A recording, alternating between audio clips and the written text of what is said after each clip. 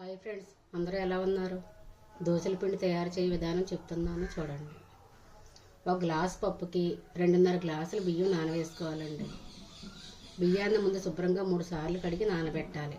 మినపప్పు కూడా 2 సార్లు కడిగి నానబెట్టుకోవాలి. అలా అయితే దోశలు నీట్గా వస్తాయి, లేదా కొంచెం స్మెల్ వస్తాయండి. 6 గంటల సేపు నానబెట్టుకోవాలి మినపప్పుని. బియ్యం అయితే ఒక 8 గంటలు నానబెట్టాలి.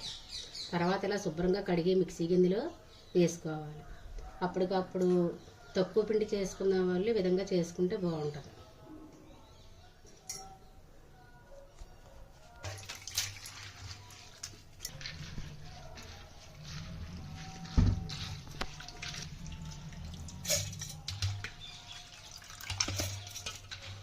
ఇలా కొంచెం కొంచెం వేసుకొని మిక్సీ పట్టుకోవాలి.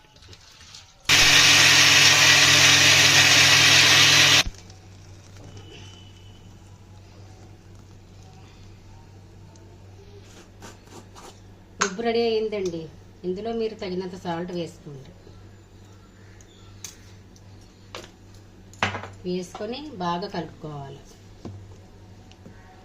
అదే మీరు గ్రైండర్లో వేసుకోవాలంటే 3 గ్లాసులు బియ్యం వేసుకోవాలి.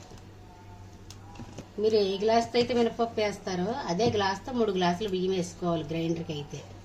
అదే మిక్సీకి అయితే 2.5 గ్లాసులు బియ్యం వేసుకోవాలి. ఇలా పలచగా కాకుండా చిక్కగా కాకుండా కలుపుకొని మీరు వెంటనే వేసుకున్నా సరే దోశలు చాలా బాగా వస్తాయండి.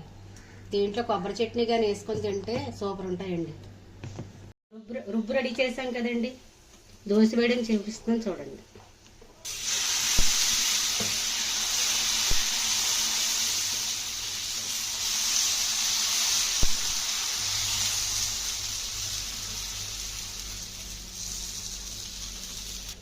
నాన్ స్టిక్ పాన్ కాదండి, ఇది మామూలు సిల్వర్ కళాయిలు ఉంటాయి కదా, ఆ రేకండి.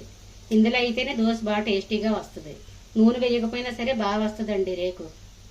టేస్ట్ కూడా ఈ రేకులో ఉన్న టేస్ట్ మనకు నాన్ స్టిక్ అయితే రాదు. చూసారు ఎలా లేసిపోతుందో?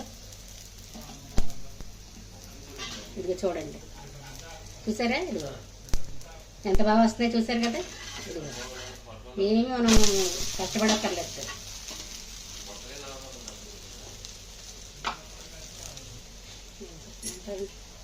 ఇంతేనండి, దోశ విధంగా వేసుకున్నారంటే పిల్లలు కూడా వేసేయచ్చు.